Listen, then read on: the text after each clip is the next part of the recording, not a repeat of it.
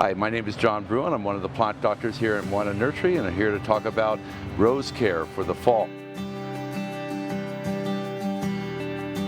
So it's mid-September. This is your last opportunity to do the rose pruning and some of the other tasks that people want to do to take care of the roses and make sure they're nice and healthy for next year.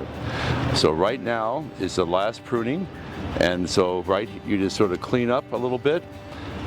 Cut back to the 5 leaves, make sure the structure is fine, and cut off the dead blossoms.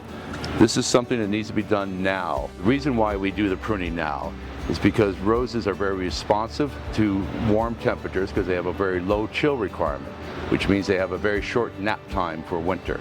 So a January or December warm day or week can trigger growth if they've been primed to growth by pruning and by fertilizer. So we recommend a mild dose of fertilizer now to keep them healthy. You could use rooting hormone with a Super Thrive to encourage more root growth, which will make them more hardier for our hot summers, and spraying them down for that last infestation of aphids, which are bound to come with the cooler temperatures also, would be a good idea. And we do recommend neem as a good all-purpose insecticide, fungicide for this time. Certainly we have new buds coming right here, which will be very lovely, but these are fading, so it's just a matter of pruning. And you go out, and it's a little tedious at times, but just cut away. Now if you have any dead wood, such as this in front, you would prune that very simply and just go and prune, but it will respond nicely with the fall temperatures and with a mild dose of fertilizer.